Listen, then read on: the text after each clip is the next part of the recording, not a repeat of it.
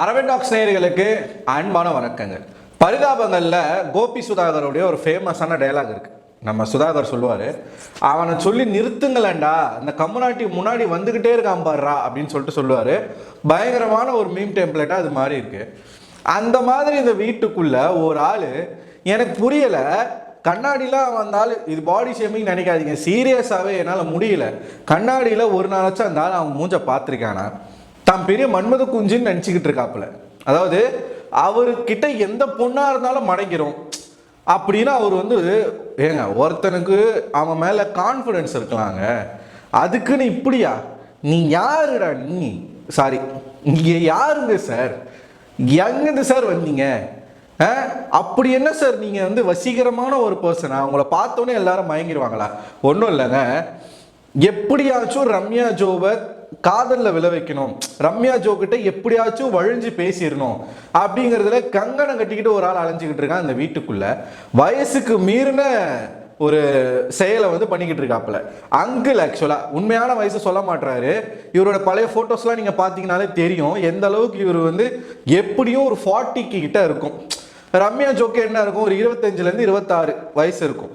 அந்த பொண்ணு கிட்ட போயிட்டு இந்த ஆள் வழிறான் பாருங்க, அப்படி வழிறாங்க, நைட்டு கூட விடாம. அதாவது இந்த சின்ன பசங்களாம் பிக்கப் லைன் போடுவாங்க தெரியுமா, மோசமா பண்ணிக்கிட்டு இருக்காரு.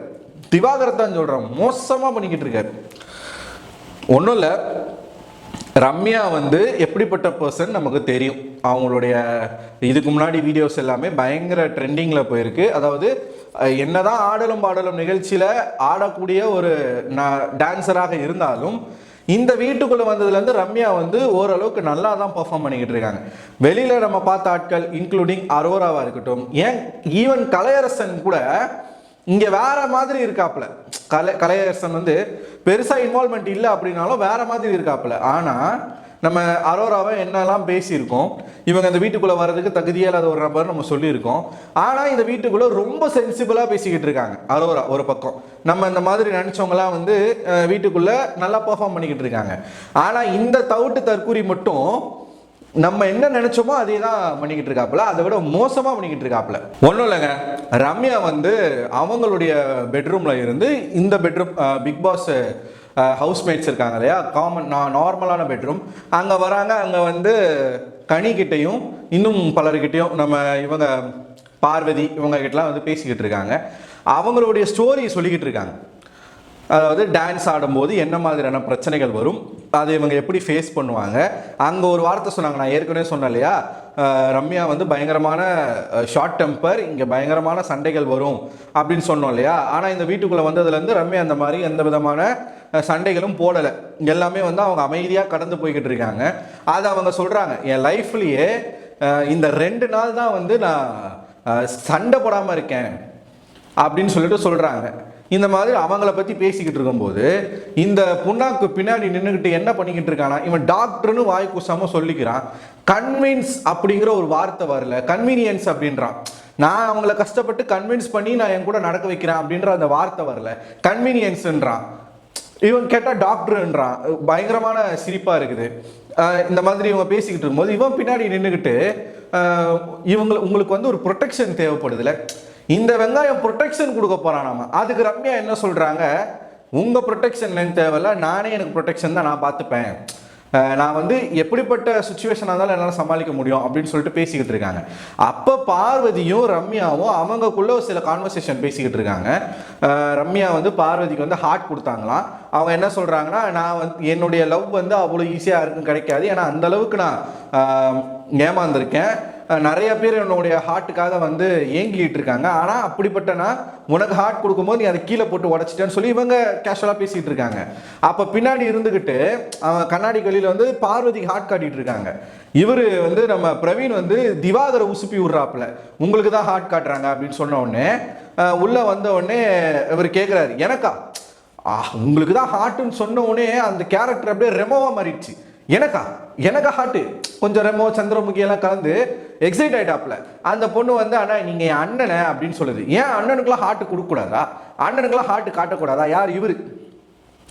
இந்த அதுக்கப்புறம் பேசிட்டு இருக்கும்போது ரம்யா வந்து ஒரு வார்த்தை சொல்றாங்க, அது மறந்துட்டேன் பாருங்களேன், இவன் ரம்யா கிட்ட டைரக்டாக கேட்டாங்க, நம்ம லவ் பண்ணலாமான்னு கேட்குறாங்க. உள்ள வந்து நான் வந்து அண்ணனா வேணா நான் உங்களுக்கு வந்து ஹார்ட் கொடுக்குறேன், திவாகர் அண்ணா ஐ லவ் யூ அப்படின்னு சொல்லிட்டு அவங்க ஹார்ட் கொடுக்குறாங்க. உடனே வந்து பக்கத்தில் இவர் வந்து அண்ணனா தானே ஹார்ட் கொடுக்குறீங்க அப்படின்னு சொல்லிட்டு பிரவீன் கேட்குறாப்புல. இவர் அண்ணன் சொன்னா இவரால் அக்செப்ட் பண்ணிக்க முடியல, யாரால, திவாகரால அக்செப்ட் பண்ணிக்க முடியல. பிரவீன் வந்து கேட்ட உடனே வந்து ரம்யா என்ன சொல்றாங்கன்னா, பின்ன லவர் நான் சொல்ல முடியும், நீங்க வேற ஏங்க அப்படின்னு சொல்லிட்டு அவங்க சொல்லும்போது எனக்கு ஒன்றும் பிரச்சனை இல்லைன்றான் யாரு, திவாகர். அப்பதான் ரம்யா என்ன சொல்றாங்க அப்படின்னா, என் ஹார்ட் என் லவ் பெறணும்னா நீங்கன்னு இல்லை, உங்களை நான் குறைச்சி மதிப்பிடலை, இந்த வீட்டில் இருக்கிற எந்த பசங்களாலையும் என்னுடைய லவ்வை வந்து வாங்க முடியாது அப்படின்னு சொல்லிட்டு அவங்க சொல்றாங்க. அவங்க லைஃப்ல பட்ட கஷ்டங்களை வச்சு சொன்னா இவன் அந்த பொண்ணுகிட்ட சேலஞ்ச் பண்றான். சேலஞ்ச் பண்ணிக்கலாமா, உங்க லவ் நான் வாங்குறேன்னா இல்லையான்னு சேலஞ்ச் பண்ணிக்கலாமா அப்படின்னு சொல்லிட்டு அந்த பொண்ணுகிட்ட சேலஞ்ச் பண்றான். இல்லை எனக்கு புரியல, உன் இன்டென்ஷன் என்ன கண்ணா, உன் இன்டென்ஷன் என்ன, வடிவேல் காமெடியில் வரும் பாரு, உன் வயசு என்ன, அவ சைஸ் என்ன அப்படின்னு சொல்லிட்டு அந்த மாதிரி என்னையா இது பெரிய மனுஷன் பண்ற ஒரு படிச்ச டாக்டர், நீ சொல்ல மாதிரியே வர டாக்டர் பண்ற வேலையா? இந்த வீட்டுக்குள்ள வந்த எல்லா சமுதாய டஸ்ட்டுகளும் இந்த வீட்டுக்குள்ள ஒழுங்கா இருக்காங்க. நம்ம யாரெல்லாம் சோஷியல் டஸ்ட்னு சொல்லி பேசணுமோ இந்த வீட்டுக்குள்ள அவங்களாம் ஒழுங்கா ரெஸ்பான்சிபிளா ரெஸ்பெக்ட்ஃபுல்லா நடந்துக்கிறாங்க. ஆனா இந்த ஆளுக்கு இப்போ சப்போர்ட் வர பண்ணிக்கிட்டு இருக்கானுங்க. இது இருக்க வந்து இந்த ஆளோட பிஹேவியர் வந்து மோசமாக தான் ஆகிட்டு போகுது. பிக் பாஸ்குள்ள வந்து இவர் திருந்துவார் அப்படின்லாம் இல்லை, இன்னும் மோசமாக தான் போய்கிட்டு இருக்காப்புல. அப்போ வந்து சொல்றாங்க ரம்யா வந்து அவங்களும் கொஞ்சம் ஃபேமஸான ஒரு பர்சன் தானே, அவங்க சொல்றாங்க நான் இப்படிலாம் வந்து நான் இருக்க மாட்டேன், அப்படி பண்ண மாட்டேன் அப்படின்னு சொல்லும்போது இவர் உடனே ஏமா நான் மட்டும் என்னம்மா ரொம்ப என்ன மட்டும் நான் இவ்வளோ சாதாரணமாக நினச்சிட்டீங்க, எனக்கு வெளியில் எவ்வளோ ஃபேன்ஸ் இருக்காங்க தெரியுமா, பூரா தற்பெருமைனா அந்த மாதிரியான தற்பெருமை அடிச்சுக்கிட்டு இருக்கான். 24 மணி நேரம் பேசிக்கிட்டு இருக்கும்போது மறுபடியும் சொல்றான் ரம்யா வந்ததுனால இந்த வீடே கலகலன்னு ஆயிடுச்சு, அந்த பெட்ரூம் கலகலன்னு ஆயிடுச்சுன்றான். புரியல, என்னையா ட்ரை பண்ற? இது வீக்கெண்ட்ல இதெல்லாம் ஒரு கண்டென்ட். நம்ம பிக் பாஸ் நம்ம விஜய் சேதுபதி கேட்பாரா அப்படிங்கிறது தான் டவுட்டு. ஆக மொத்தத்தில் இந்த திவாகர் வந்து சொல்லக்கூடாது, இருந்தாலும் சொல்றேன், காஜி பிடிச்சி சுத்துறாருங்க. ஓப்பனா சொல்றேன், அவர் வந்து பார்க்குற பார்வையில் இருந்து ஒவ்வொரு பொண்ணுங்க கிட்டேயும் அந்த ஆள் பேசுகிற வரைக்கும். இப்போ ஜெமி வந்து திவாகரை வந்து நிறைய இடங்களை முறைச்சிட்டாங்க, அதனால ஜெமி கிட்ட போல. ஒன்று பார்வதி பின்னாடி சுத்துறாப்புல, பார்வதி கிட்ட ஃப்ளட் பண்ணல, ஃப்ளட் பண்ணுறதுக்குனே ஒரு 3 பேருக்கிட்ட வந்து பேசிக்கிட்டு இருக்காப்புல. ஒன்று நம்ம இவங்க ரம்யா ஜோ கிட்ட தான் எக்ஸ்ட்ரீமாக போய்கிட்டு இருக்காப்புல, இன்னொன்று அரோரா, அதுக்கப்புறமா அப்சரா, இவங்க கிட்டலாம் கொஞ்சம் ஓவரா வள கொலன்னு பேசிக்கிட்டு இருக்காப்புல. ஒரு ஸ்டெப்புக்கு மேலே போய் ரம்யா கிட்ட போய் சேலஞ்சு பண்ணுறாங்க, பார்த்துடலாமா நீ என்ன லவ் பண்ணுறியா இல்லையான்னு பார்த்துடலாமான்ட்டு. பெரிய மனுஷன் பேசுறதா இதெல்லாம்? நடுராத்திரியில் பண்ணுற வேலையா இது?